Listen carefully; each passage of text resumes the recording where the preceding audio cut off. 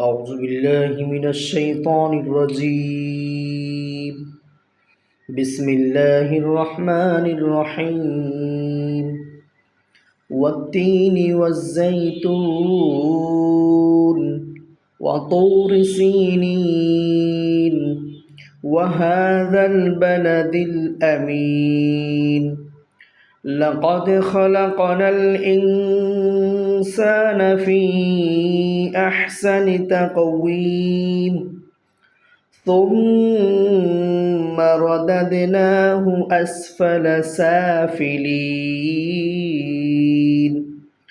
إلا الذين آمنوا وعملوا الصالحات فلهم أجر غير ممنون فما يكذبك بعد بالدين